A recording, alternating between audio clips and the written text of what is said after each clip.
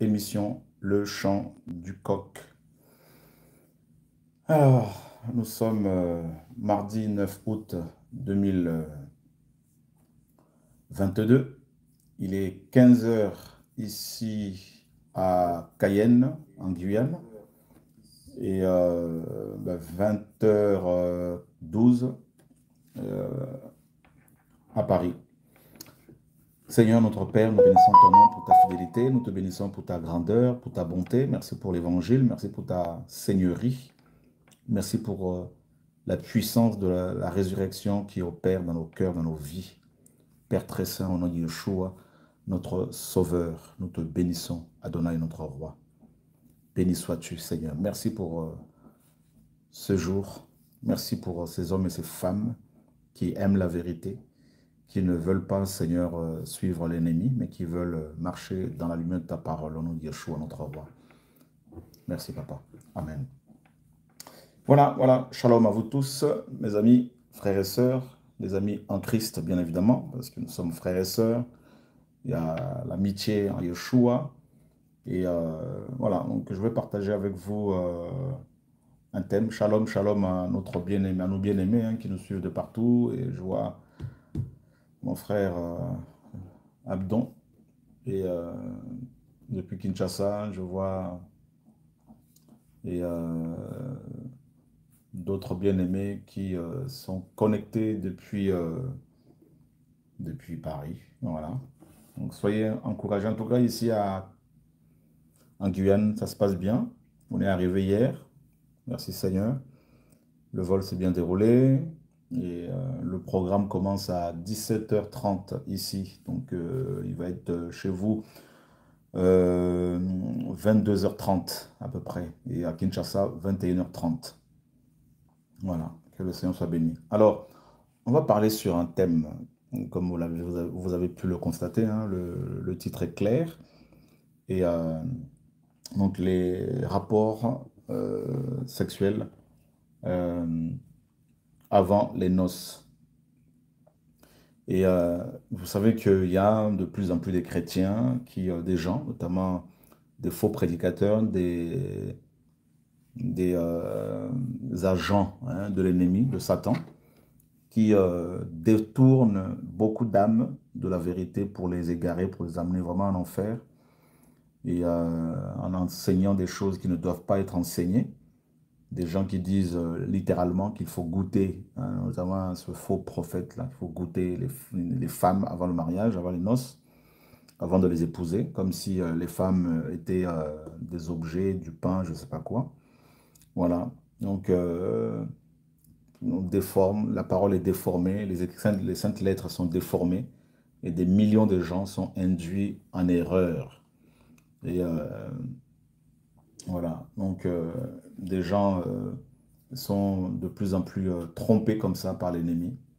Et comme nous sommes dans une génération d'impies, une génération où la vérité a disparu, eh bien malheureusement, beaucoup suivent les égarés. La parole est claire qu'à la fin de temps, beaucoup de gens, selon 2 Pierre 2, qu'il y aura des faux docteurs, Pierre a précisé, il y aura des faux docteurs qui vont entraîner beaucoup de personnes dans leur perdition, dans leurs hérésies. Et c'est ce que nous sommes en train justement de voir.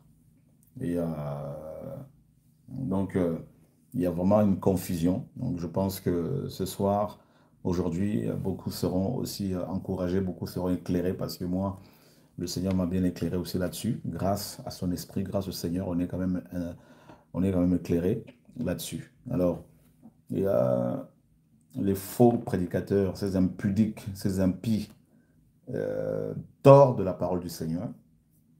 Donc, ils se servent d'Exode, chapitre 22, le verset 15. Donc, ils se servent de ce passage pour encourager les gens à coucher avant les noces.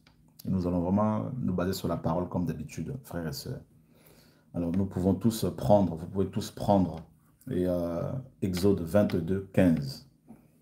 Je lis au nom de Yeshua, au nom de Jésus-Christ, notre Seigneur et Sauveur. Si un homme séduit une vierge qui n'est pas fiancée et couche avec elle, il paiera sa dot. Il paiera sa dot et la prendra pour femme. Le verset 16 nous dit, mais si le père de la fille refuse, s'il refuse de la lui donner, il lui payera en argent la valeur de la dot de vierge. Voilà, donc déjà ici, on nous parle d'une vierge qui n'est pas fiancée. Donc faut bien rester dans la parole. On parle d'une vierge non fiancée, séduite par un homme, hein, séduite par un homme. Et donc, déjà ici, on voit bien que le mot hébreu traduit en français est un mot très très fort, est un verbe très fort, séduire. Ce verbe signifie aussi, comme vous le savez, tromper. Hein. Donc ici, le verbe séduire est vraiment utilisé dans le mauvais sens. Hein. Voilà, dans le sens vraiment d'éloigner la jeune fille du chemin de la vérité. C'est ça l'égarement, c'est ça la séduction. Sortir quelqu'un du droit chemin. Voilà. Et regardez le verset 16. Le verset 16 nous dit que si le père de la jeune femme, de la jeune vierge, refuse de donner sa fille en mariage au violeur, hein, et parce que là, il est question du viol, vous allez voir, ne vous étonnez pas. Il y en a qui vont dire, mes frères, c'est écrit où dans le verset? On va prendre un autre passage, vous allez voir. Et donc ici, en fait, la fille n'a pas été honorée, la famille n'a pas été honorée. Je ne parle pas de l'argent, mais le papa n'a, parce que c'est l'homme qui marie sa fille selon la parole de Dieu. Ce sont les parents qui marient leurs enfants. D'accord? Donc ici, la conséquence de l'acte posé par l'homme est au verset 16. C'est la possibilité que le père de la fille refuse de donner sa fille à l'homme avec qui elle a couché. Voilà. Pourquoi? Parce que tout simplement l'homme, le parent, le papa, n'a pas été bien sûr, comment dire, honoré parce qu'il y a des règles que le Seigneur a établies, il y a des lois que le Seigneur a établies. D'accord? Et donc si le père refuse de donner sa fille en mariage à l'homme qui a couché avec, l'homme va quand même payer en argent la valeur de la dot des vierges. Pourquoi? Pourquoi cette dot-là? Ben, c'est tout simplement pour restaurer la réputation, hein, pour restaurer la réputation de la fille, de la famille. Donc je relis Exode 22, 15. Si un homme séduit une vierge qui n'est pas fiancée et couche avec elle, il paiera sa dot. Il paiera sa dot et la prendra pour femme. Mais si le père de la fille refuse, s'il refuse de la lui donner, il lui paiera en argent la valeur de la dot de vierge. Donc on voit ici que le papa de la fille peut aussi refuser ce mariage parce que sa fille a eu des rapports avec un monsieur qu'il ne connaît pas, que le papa ne connaissait pas. Hein. Et vous allez voir aussi, si le papa refuse, c'est parce que les règles n'ont pas été respectées, on va le voir, parce que la famille n'a pas été, comment dire, respectée. Donc on va voir cela, d'accord? Et, c'est très important. Donc non, la dot aujourd'hui n'est plus d'actualité. Ça, c'était à l'époque. Hein, c'était à l'époque. Voilà pourquoi on parle ici de la dot des vierges. Hein, donc en Israël, il y avait la dot des vierges, une dot donnée à la famille de la femme si la fille vierge avait eu des rapports sexuels avant le festin, avant les noces, avant l'accord des parents. Donc on va voir cela. Alors, s'arrêter seulement sur ce passage, c'est vraiment tordre la parole du Seigneur. D'accord? Alors, vous allez voir que la même loi est répétée dans Deutéronome chapitre 22, le verset 29, avec une précision que Exode ne donne pas. Donc, dans Deutéronome 22, 29, regardez bien ce que la parole dit ici. Et donc, voilà. Le verset 29 nous dit, Deutéronome 22, 29, l'homme qui aura couché avec elle, donc on peut commencer même pour la bonne compréhension, et à partir du verset, et, à partir du verset 23. Si une jeune fille vierge est fiancée à un homme et qu'un homme la rencontre dans la ville et couche avec elle, vous le conduirez tous les deux à la porte de la ville. Vous le lapiderez de pierre et ils mourront. La jeune fille parce qu'elle n'a pas crié étant dans la ville et l'homme parce qu'il a humilié la femme de son prochain. Tu ôteras le mal du milieu de toi. Si cet homme trouve dans les champs une jeune fille fiancée et que cet homme la force et couche avec elle, alors cet homme qui aura couché avec elle mourra lui seul. Mais tu ne feras rien à la jeune fille. La jeune fille n'a pas commis de péché digne de mort, car c'est comme si un homme s'est levé contre son prochain et assassinait son âme. Parce que l'ayant trouvée dans les champs, la jeune fiancée a pu crier sans qu'il y ait eu personne pour la délivrer. Verset 28. Si un homme trouve une jeune fille non fiancée, donc regardez bien, ici nous sommes dans la même loi, c'est la même loi d'Exode 22, 16 qui est répétée. Si un homme trouve une jeune fille vierge non fiancée, qu'il la saisisse, donc nous avons ici un détail que Exode ne donne pas, qu'il la saisisse ou qu'il la capture.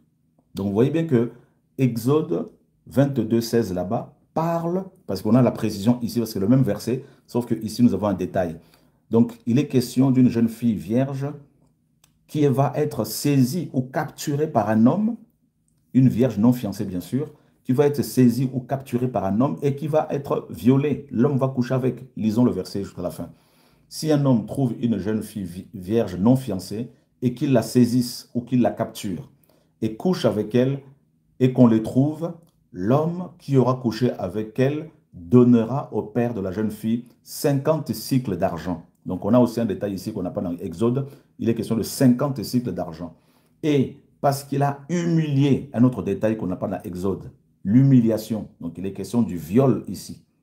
D'accord? C'est ça ce qu'il faut comprendre. C'est humilier. Une femme humiliée, c'est une femme qu'on a violée. D'accord? Voilà. Donc, parce qu'il a humilié, il la prendra pour femme. Et il ne pourra pas la répudier tous ses jours. Donc, vous voyez bien que Exode 22, 16 là-bas, parle justement de la jeune femme, jeune fille vierge, non fiancée, qui va coucher avec un homme et l'homme doit payer la dot à son père. Et on nous dit que le père aussi peut refuser de donner sa fille. Pourquoi? Pourquoi le père peut refuser? Ben, nous avons le détail ici dans Deutéronome, parce que c'est la même loi. Un détail ici nous confirme que la femme a été humiliée, parce que la femme a été humiliée. D'accord? C'est-à-dire la femme n'a pas donné son consentement. Voilà. Et les parents n'ont pas été contactés avant, les parents n'ont pas été, comment dire, honorés. D'accord? Parce que la parole nous dit que le mariage soit honoré de tous, que le mariage soit honoré de tous. Donc les parents n'ont pas été honorés.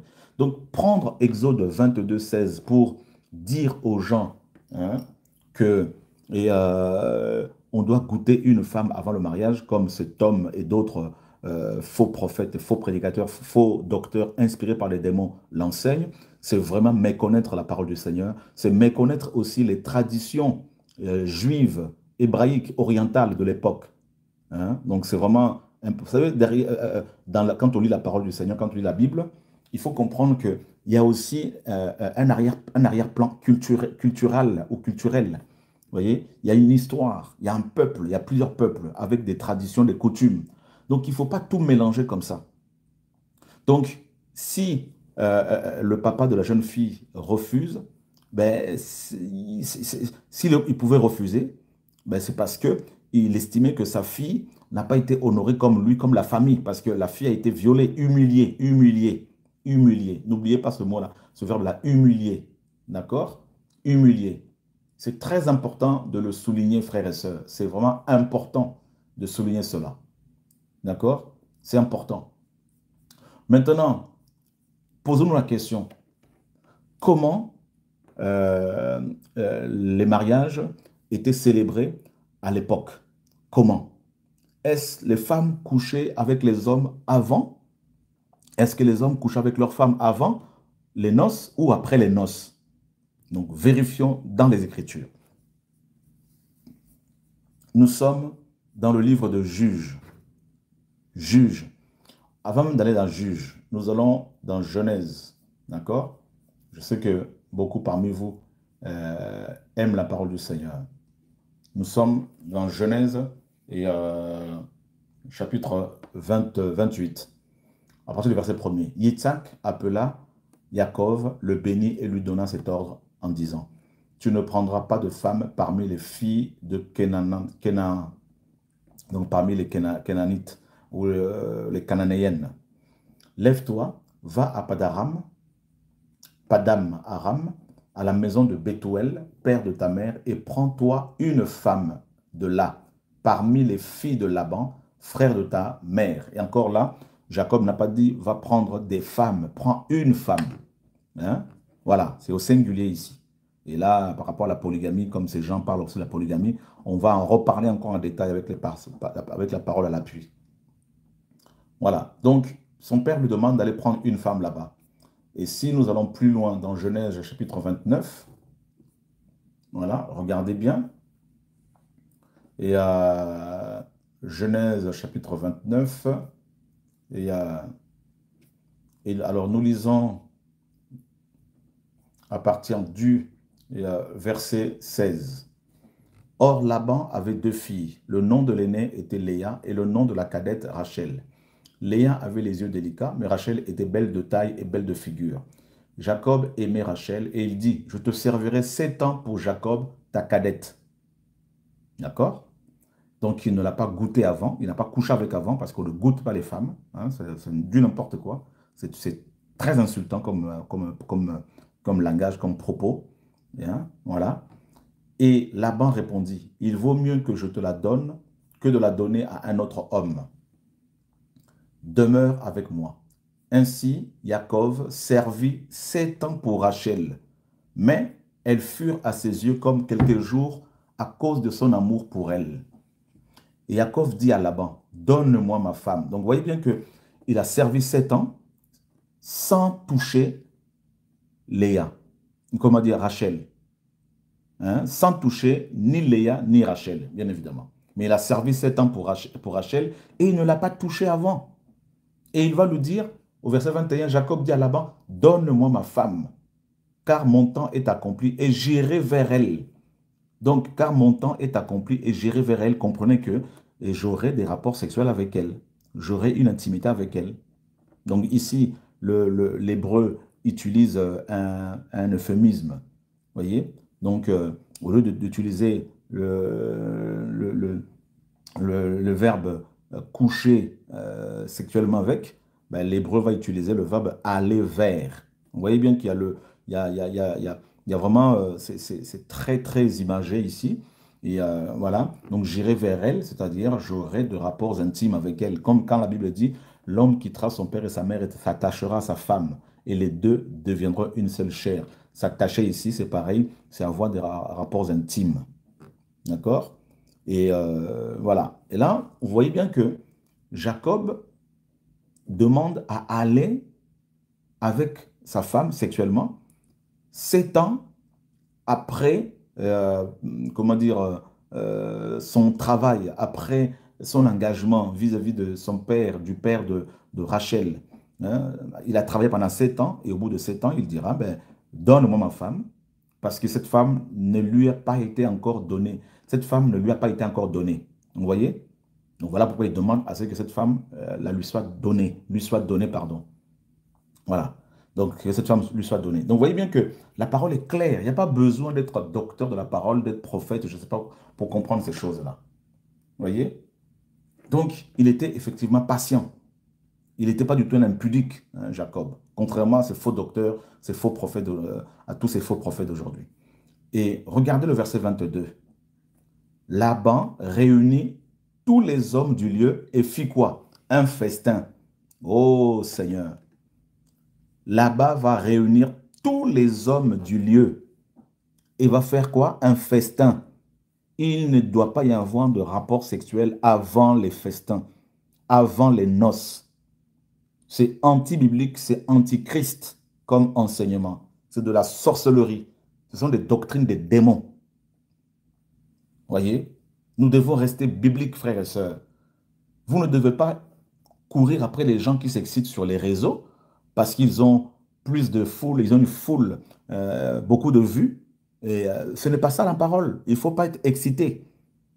Quelqu'un peut connaître par cœur toute la Bible et la déformer. Satan connaît la parole, mais il la déforme.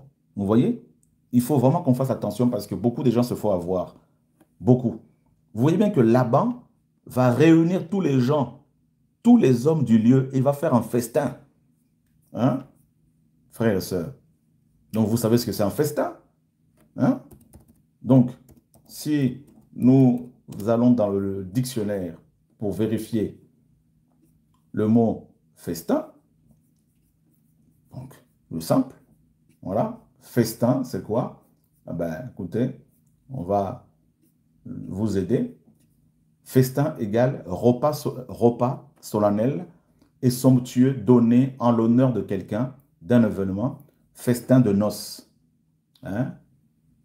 Synonyme, agape, banquet, gala. Voyez? Voilà. Donc, festin, on peut dire simplement, c'est un repas. Voilà. Repas de noces, tout simplement. Voilà ce que la parole nous dit. Voilà ce que va faire le papa. Hein? Le papa de Rachel. Il va faire un festin pour, n'est-ce pas, son gendre, pour sa fille. Et regardez le verset 23 de Genèse 29. Mais quand le soir fut venu, il prit Léa, sa fille, et la mena vers Jacob, qui s'approcha d'elle. Donc, pareil ici, vous voyez le verbe coucher sexuellement avec, le verbe coucher va être remplacé par un autre euphémisme, s'approcher. Hein? Donc, vous voyez, s'approcher d'elle ou aller vers elle. Voilà. Donc, quand vous lisez ça, comprenez que ben, Jacob a eu des rapports intimes avec cette femme, avec Léa. Donc, vous voyez bien que c'est le papa de la fille qui va la mener vers son mari. Comme le Seigneur, notre Créateur, notre Papa céleste, a fait dans Genèse. Il a endormi Adam, il a pris l'un de ce côté, hein, et il a bâti une femme avec ce côté qu'il avait pris de l'homme, et il va amener Ève, Cava, vers l'homme. Et ici, Laban va à procéder de la même manière. C'est l'homme qui marie sa fille. Et le soir, nous dit la parole, il amène sa fille vers Jacob. Le verset 24, Laban donna Zilpa, sa servante, à Léa, sa fille, pour servante. Et le verset 25, et il arriva au matin que voici, c'était Léa. Alors Jacob dit à Laban, qu'est-ce que tu m'as fait? N'ai-je pas servi chez toi pour Rachel? Pourquoi m'as-tu trompé? Laban répondit, cela ne se fait pas chez nous, de donner la plus jeune avant l'aîné. Donc vous voyez bien que ce sont la famille qui marie leurs enfants. Et regardez le verset 27. Laban continue.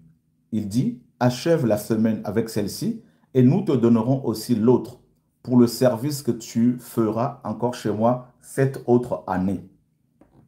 Voyez? Et donc vous voyez bien que c'est comme ça que ça se passait. Il y avait les noces qui duraient 7 jours chez les orientaux. Les noces duraient 7 jours. Voilà. Donc vous voyez, voilà pourquoi Laban le dit. Il dit à Jacob, achève la semaine avec celle-ci. Donc les noces duraient 7 jours. Tous les jours, pendant 7 jours, c'était la fête. C'était la fête. Les gens se réjouissaient, comme la parole le dit, que le mariage soit honoré de tous. Vous voyez mes amis? Et dès la première soirée, la fille et l'homme avaient des rapports intimes. Dès la première soirée des noces. Vous voyez? Et il fallait maintenant valider le mariage par, comment dire, le sang qui coulait. Parce qu'il fallait à tout prix que la fille prouve aux anciens de la ville le signe de sa virginité. Il y avait un tissu qui était utilisé, un tissu blanc, et il y avait du sang, parce que quand la femme va nouvellement avec un homme, pour la première fois, ben, elle perd du sang. Et voilà, le sang, c'est l'alliance. Le sang, c'est l'âme. Parce que le sang aussi, c'est comment dire, le sang est utilisé aussi pour sceller l'alliance entre l'homme et la femme. Voilà. Et là, le mariage va être validé. Et on peut le vérifier dans le livre de Deutéronome chapitre 22. Regardez, à partir du verset 13.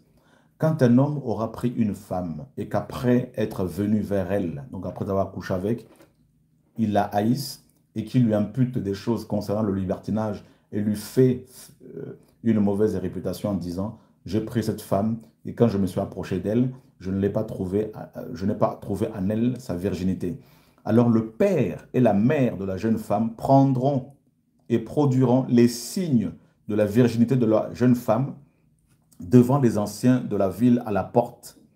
Et le père de la jeune femme dira aux anciens, « J'ai donné ma fille à cet homme pour femme. » Et il a haï. J'ai donné. Donc c'est l'homme, ce sont les parents qui marient leurs enfants.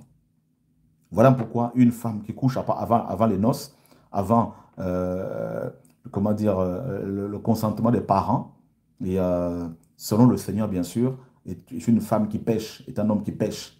Voilà pourquoi dans Exode là-bas, la femme vierge qui va être humiliée par un homme, le papa de la jeune femme pouvait aussi, à l'époque, refuser ce mariage, refuser de donner sa fille en mariage.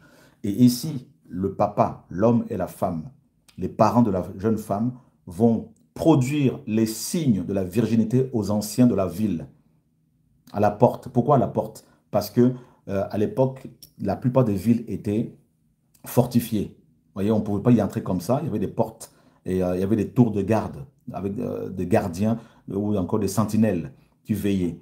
Et aux portes de ces villes siégeaient justement les tribunaux. C'est là que les anciens, les vieillards siégeaient pour juger le peuple. Et là, le père va produire à la porte les signes de la virginité de sa fille. Et au verset 17, il dit, « Et voici qui lui impute. Voici que le mari de ma fille lui impute des choses concernant le libertinage en disant, je n'ai pas trouvé en ta fille de virginité. Cependant, voici le signe de la virginité de ma fille. Et ils étendront le drap devant les anciens de la ville. Alors les anciens de la ville prendront le mari et le châtieront.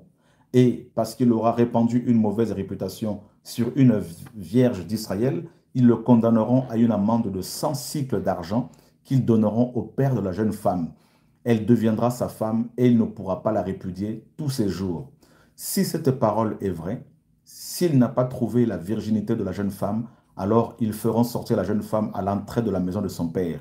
Les hommes de sa ville la lapideront de pierre et elle mourra, car elle a commis une infamie en Israël en se prostituant dans la maison de son père.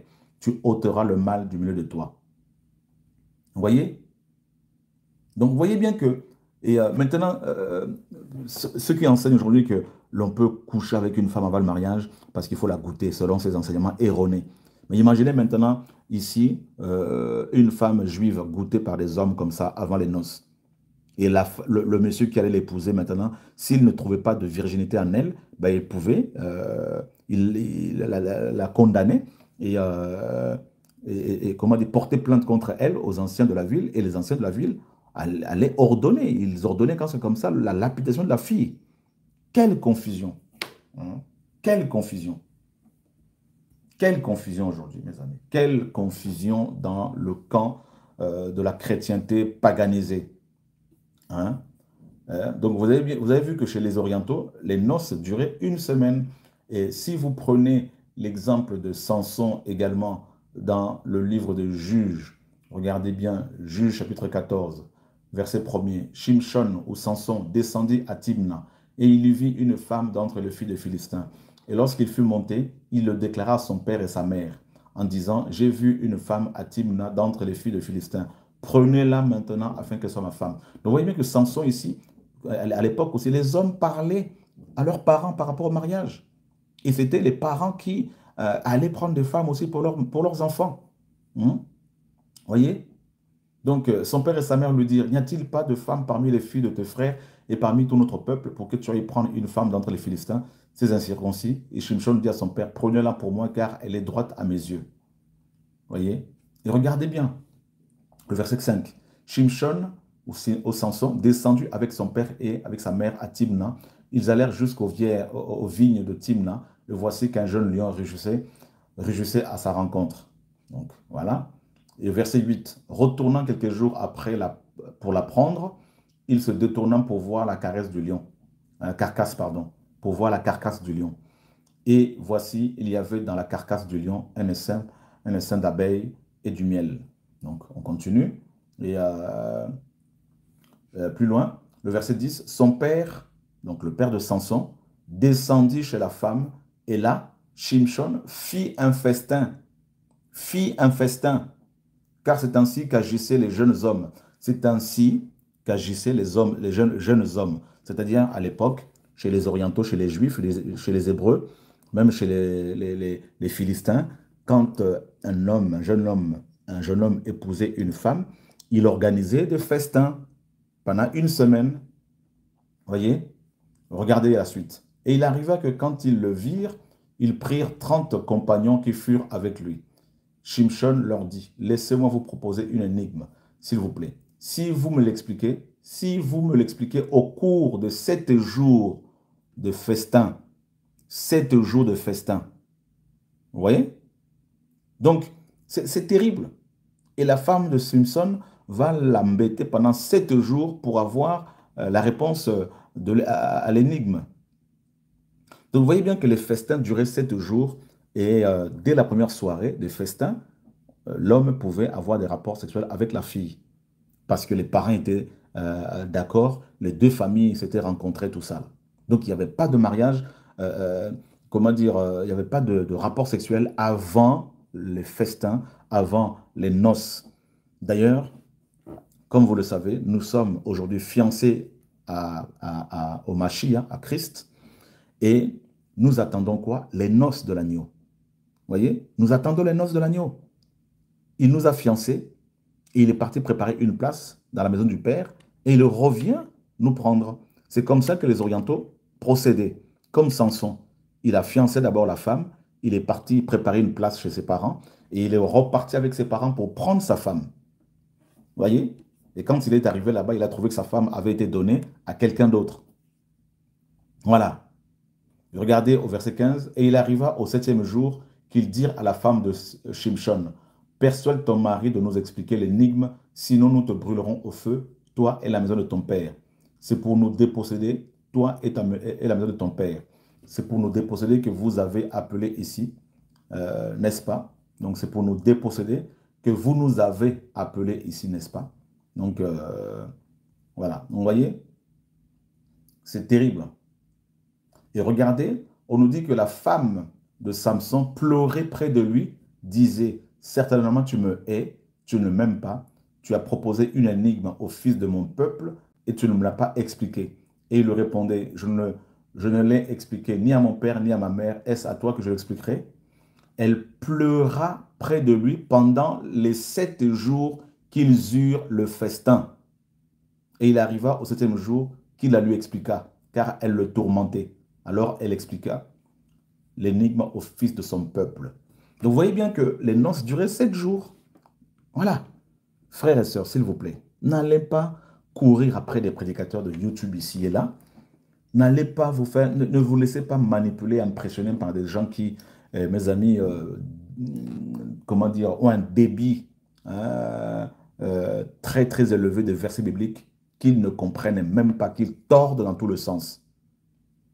Voyez? Parce que nous sommes dans une génération où beaucoup de gens veulent faire du buzz. Ils veulent avoir plus de vues. Ils veulent avoir du succès selon les hommes parce qu'ils sont payés par YouTube, parce qu'ils sont payés, on leur envoie de l'argent par tous ces gens. Voyez? Et il faut vraiment qu'on fasse attention parce que les temps sont particulièrement difficiles. Voyez? C'est important de comprendre ces choses-là. Et qu'est-ce que la parole nous dit aussi. Il y a plein de versets, hein, mais plein de versets. Regardez, nous sommes dans le livre de 1 Corinthiens, chapitre 7. Hein? 1 Corinthiens, chapitre 7. Regardez. Et le verset 36.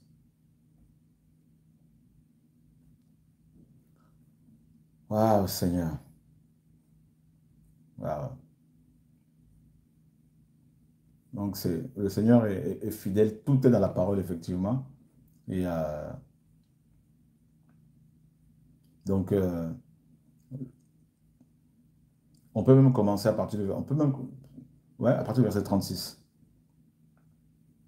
Alors, mais si quelqu'un pense agir de façon malséante envers sa vierge en la laissant dépasser la fleur de l'âge et qu'il ne doit en être ainsi qu'il fasse ce qu'il veut, il ne pêche pas, qu'il se marie. Mais celui qui demeure ferme dans son cœur, ne ressentant aucune nécessité, mais en ayant le pouvoir de sa propre volonté et qui décide en son cœur de se garder vierge, fait bien. C'est pourquoi celui qui donne en mariage fait bien, mais celui qui ne donne pas en mariage fait mieux. Donc, vous voyez bien que verset 38 nous dit qu'il y a des gens qui donnent en mariage. Donc, c'est l'homme, les familles qui donnent leurs enfants en mariage. Voilà. Et c'est terrible. Vous voyez comment la parole du Seigneur est déformée, comment les gens déforment les saintes lettres. Voilà.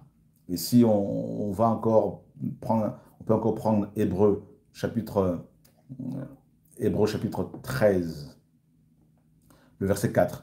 Que le mariage soit honoré, que le mariage soit honoré chez tous. Hein, que le mariage soit honorable chez tous et que le lit nuptial soit sans souillure. Mais Elohim jugera les fornicateurs et les adultères. Voilà, les adultères. Donc le Seigneur va juger les adultères. Voilà ce que la parole nous dit, frère. L'adultère est un péché terrible aussi, comme vous le savez. Donc le Seigneur va vraiment juger les adultères. Donc voyez bien que ce sont les familles qui se rencontrent. C'est ça le mariage. C'est la rencontre de deux familles. Et le mariage maintenant est validé quand il y a rapport sexuel. Mais pour qu'il y ait rapport sexuel, il faudrait que l'homme qui est amoureux parle premièrement, bien sûr, au Seigneur pour savoir si c'est la volonté du Seigneur d'être avec cette femme. Et la femme également doit, pour nous qui sommes chrétiens, bien sûr, demander la volonté du Seigneur. Et une fois qu'ils ont la paix tous les deux, une fois qu'ils se sont éprouvés tous les deux, parce qu'il faut éprouver, comme la parole le dit, comment dire, les autres, il faut qu'on s'éprouve mutuellement. Voilà. Et une fois que l'homme et la femme sont sûrs et certains que le Seigneur est dans l'affaire, ben, naturellement, ils vont en parler à leurs parents, à leur famille. Et les deux familles se rencontrent, parce que c'est quand même l'unité de deux individus, l'homme et la femme, notamment. Voilà, Adam et Ève, et ensuite les parents. Voilà, comme la parole le dit. Hein, comme la parole le dit. Donc, vous voyez que dans la Bible, à chaque fois qu'il y a eu mariage, les familles étaient réunies. Les noces, c'est dans la Bible. Regardez le noces de Canaan, tout ça. Et Joseph, le père adoptif de notre Seigneur Yeshua, il était fiancé à Myriam, à Marie, et Marie était toujours vierge, parce que les fiançailles chez les Hébreux étaient une période durant laquelle les deux familles étaient en train de les deux foyers, futurs conjoints, l'homme et la femme, étaient en train de se bâtir, hein, de se construire. Voilà. Et généralement, les fiançailles étaient, comment dire, une parole donnée à la femme. Et l'homme qui l'a fiancée allait maintenant repartir chez son père pour préparer une maison. Voilà. Voilà pourquoi le Seigneur, mes amis, il est venu, il nous a fiancés, il est parti, il est reparti chez le Père, Yeshua homme, pour préparer une place pour nous. Et il reviendra nous prendre. Voilà, mes amis. Donc, nous avons une belle image. Hein. Paul le dit dans Éphésiens 5, entre Christ et l'Église. Voilà. Donc, quand il n'y a pas de famille, il y a des gens qui n'ont vraiment pas de famille biologique, physique, ben là, il n'y a pas de souci. Vous êtes adulte, si vous êtes adulte, ben, vous gérez vos affaires selon le Seigneur, bien sûr. Voilà. Et est-ce un péché d'aller à la mairie pour signaler à l'autorité de la ville que vous êtes, vous vous aimez, que vous êtes ensemble et vous voulez officialiser donc, votre mariage. Non, il n'y a pas de passage biblique qui interdit cela. Mais comprenez que le mariage, il y a mariage quand il y a rapport sexuel. Or, pour qu'il y ait mariage, c'est-à-dire rapport sexuel, il faut que les choses soient faites correctement. Il y a les préalables, c'est-à-dire s'éprouver. D'abord, il faut qu'il y ait l'amour. Ensuite, s'éprouver, prendre le temps pour savoir si l'autre est vraiment du Seigneur, si l'autre et son caractère est vraiment reflète le caractère du Mashiach. Et ensuite, s'il y a la famille, il faut parler à vos familles. Il faut prendre le temps dans la prière et que les familles se rencontrent. Voilà, comme la parole le dit. Voilà. Donc, ne prenez pas un verset biblique hors de son contexte pour faire dire à la parole ce qu'elle ne dit pas. Non, mes amis. Non. C'est de la sorcellerie. C'est enseigner comme ça, c'est vraiment un signe d'immaturité. Et soit c'est un signe d'immaturité ou un signe d'appartenance à l'ennemi. Voilà. Donc, que le Seigneur soit béni. Sa parole est la lumière, sa parole est la vérité. Et cette parole est de plus en plus combattue. Et voilà, de plus en plus combattue. Mais nous devons rester dans la parole, nous devons rester dans l'évangile pur, dans l'évangile vrai, dans l'évangile que le Seigneur nous a laissé. Voilà. Donc, voilà, la parole nous demande de respecter les autorités.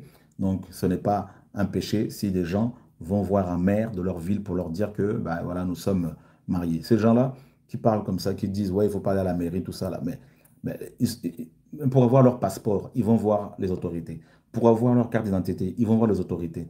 Quand ils veulent voyager, ils vont voir les autorités pour le passeport, pour les documents officiels. Mais mes amis, nous sommes dans un monde organisé. Il ne faut pas tout mettre dans la poubelle. Hein? Non, il ne faut pas tout mettre à la poubelle. Donc, il y a des gens qui vivent dans des coins où il n'y a pas de mairie. Il y a par exemple des pygmées qui sont dans leur forêt, comme certains Indiens en Amazonie, où il n'y a pas forcément, comme au Canada, comme aux États-Unis, où il n'y a pas forcément comment dire, d'institutions de l'État. Les gens, ils s'arrêtent au niveau de la famille, donc, parce que le mariage est d'abord une fête familiale. Voilà. Mais après, on peut simplement informer pour des pays où il y a, pour les chrétiens vivant dans les pays où il y a des institutions, toute une organisation, tout ça, voilà, de l'État. Donc, ils peuvent simplement informer les autorités, tout ça. Donc, il n'y a pas de problème à cela. Il n'y a pas de mal à cela. Voilà. Mais le vrai mariage, c'est quand il y a rapport sexuel. Or, pour qu'il y ait mariage, c'est-à-dire rapport sexuel, il faut il faut les préalables. Il faut d'abord être sûr et certain que c'est l'homme ou la femme que tu veux épouser. Hein? Et deuxièmement, il faut prier pour savoir si le Seigneur est dans l'affaire. Voilà.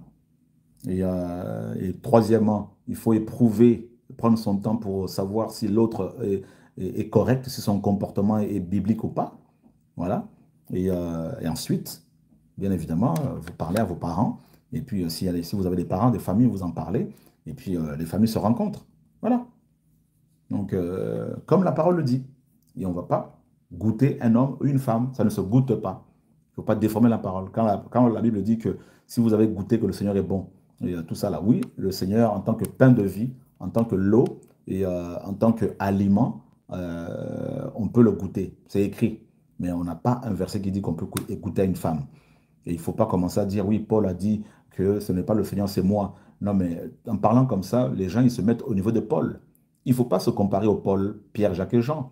Eux, ils ont reçu un apostolat unique parce qu'ils ont reçu un appel, mes amis, particulier et unique qui n'existe plus aujourd'hui. C'est-à-dire, ils ont reçu l'onction et l'appel et le mandat pour écrire, hein, pour compléter les lettres sacrées, pour écrire comment dire, des livres qui allaient compléter le canon biblique.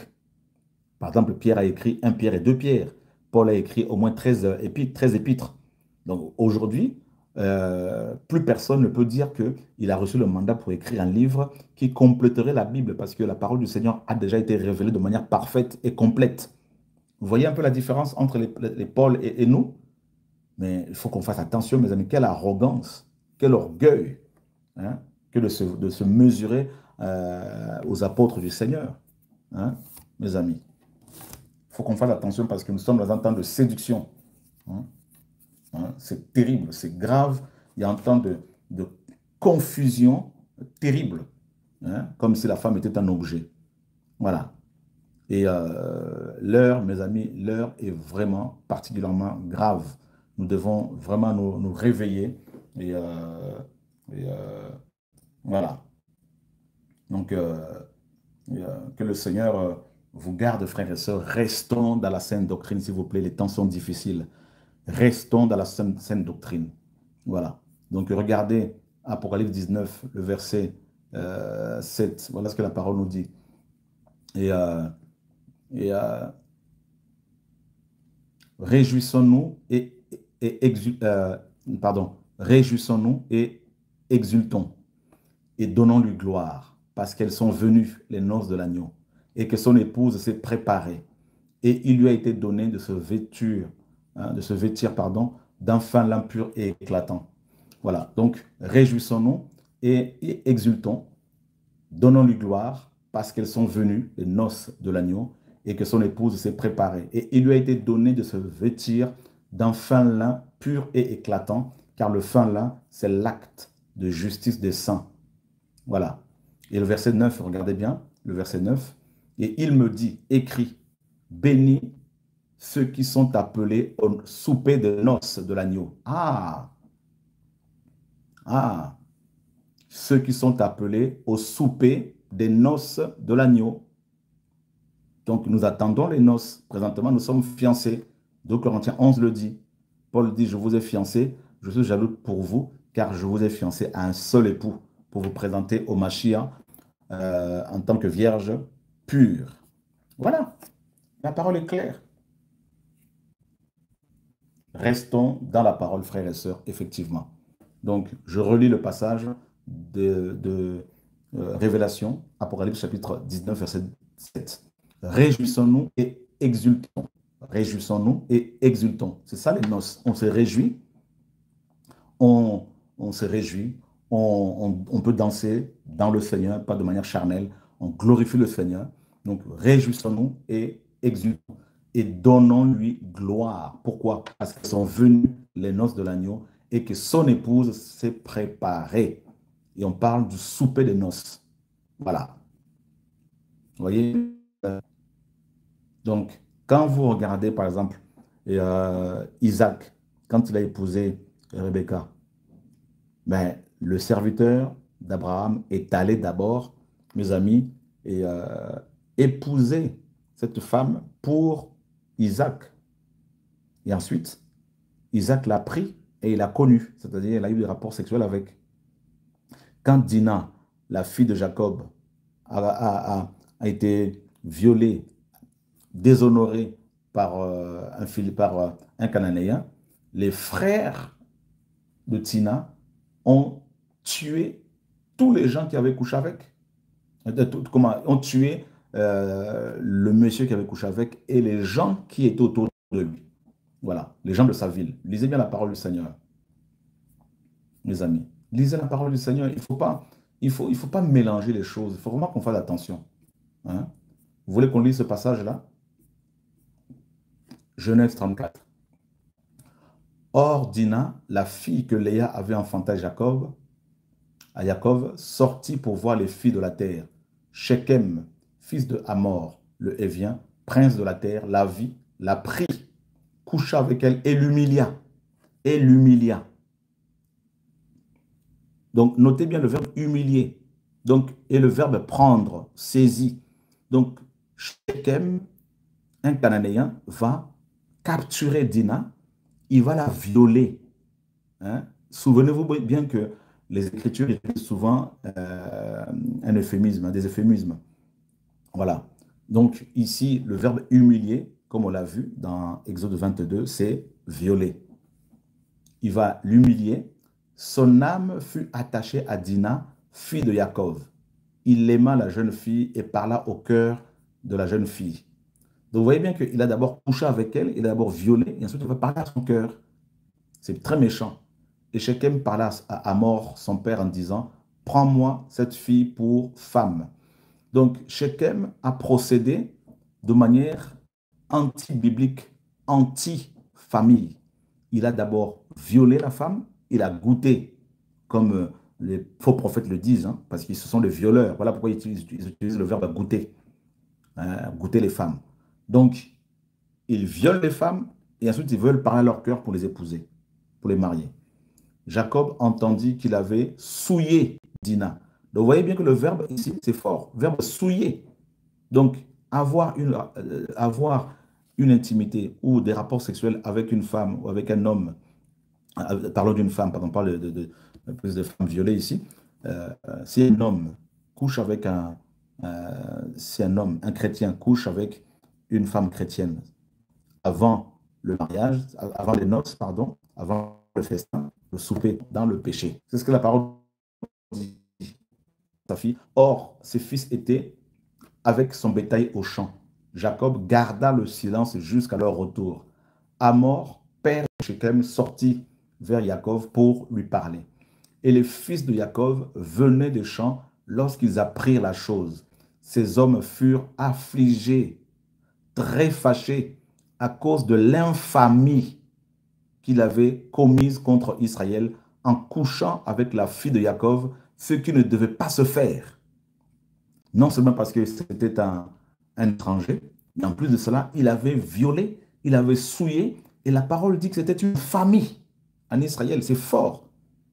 C'est fort. Vous voyez? Et les enfants de Jacob vont user de ruses pour détruire, tuer tous ces hommes. Et donc voilà le verset 13. Alors les fils de Jacob répondirent avec ruse à Shechem, qui voulait à tout prix doter la fille. Hein. Et à Hamor, son père. Ils parlaient ainsi parce que Shechem avait souillé Dina, leur sœur. Donc ils ont parlé avec ruse parce qu'ils ont fait croire à cet homme et à son père qu'ils allaient effectivement, qu'ils avaient fait. Et regardez plus loin, et au verset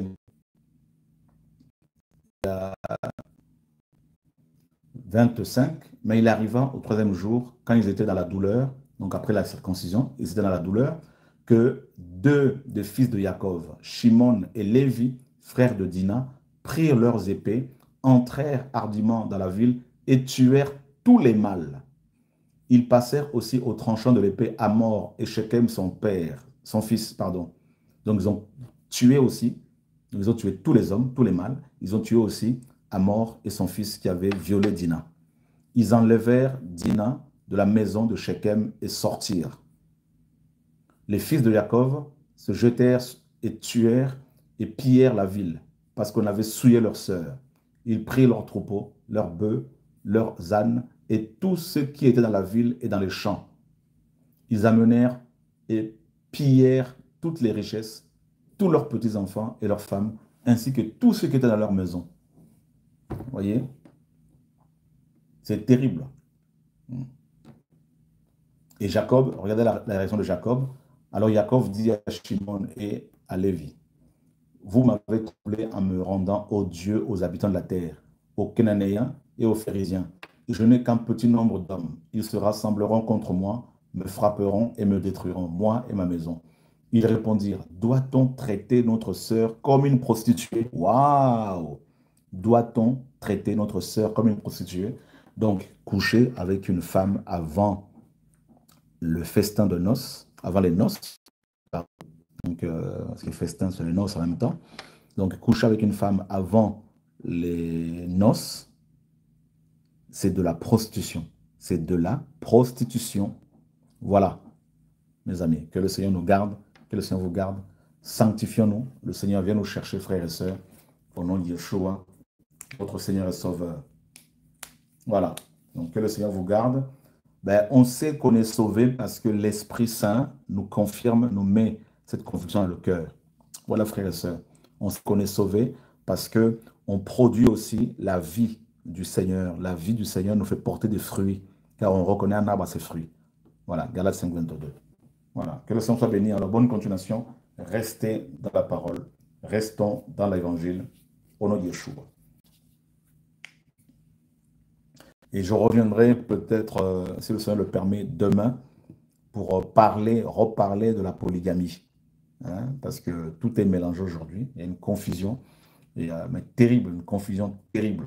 Hein, voilà. Que le Seigneur soit béni. Bonne continuation à vous tous. Restons purs. Vous qui n'êtes pas encore mariés, restez purs jusqu'au mariage. Que personne ne vous pousse à la dissolution, à une vie de débauche. Et lisez plus la parole du Seigneur que les enseignements donnés par les gens de ce monde. Voilà. Que le Seigneur soit béni. Au nom de Yeshua, notre Adon. Père, nous te bénissons. Nous voulons rester bibliques. Nous voulons rester dans ta parole. Et que ton peuple demeure dans la vérité de l'évangile jusqu'au bout, dans la sanctification, jusqu'aux noces. Jusqu'aux noces. Parce que nous sommes fiancés à Yeshua comme une vierge pure, hein, la parole le dit, hein, comme une vierge pure. Il faut que je lise ce passage parce qu'il y en a qui veulent aller au mariage, aux noces, n'étant plus vierge, parce qu'on vous demande de goûter avant. Donc le Seigneur m'a rappelé ce passage de 2 Corinthiens 11. Voilà. Regardez bien. Versets 1 et 2. Si seulement vous pouviez me supporter un peu dans ma folie, mais vous me supportez. Car je suis jaloux pour vous d'une jalousie d'Élohim, car je vous ai fiancé à un seul époux pour présenter une vierge pure au Mashiach. Pour présenter une vierge pure au Mashiach. Vous voyez bien que nous attendons les noces et l'apôtre Paul dit que nous sommes fiancés et nous sommes des vierges pures, comme les 10 vierges. Les 10 vierges qui attendaient le retour de l'époux. 5 étaient sages, 5 folles. Et nous faisons partie des sages, bien évidemment. Et l'apôtre Paul dit dans 2 Corinthiens 11, 1 à 2, que les chrétiens, la véritable Église, est une vierge pure. Oh, cette parole a cloué le bec de tous ces faux prédicateurs enseignants au péché. Et mais attendez, mais c'est grave, c'est grave de tordre ainsi la parole du Seigneur. Voilà. Voilà, c'est terrible. C'est terrible. Voilà. Donc, que le Seigneur soit béni. Tout est dans la parole, mes amis. Tout est dans la parole. Tout est dans la parole. Et les amoureux de la parole ne peuvent que dire Amen. Gloire au Seigneur. Alléluia. C'est la vérité. Voilà. Et dans Éphésiens 5, verset 32, Paul dit que le mariage est un mystère. Voilà. Comme le mystère qu'il y a l'Église et Christ, comme l'a béni. Soyez fortifiés, frères et sœurs, et nous vous disons à bientôt sur TV.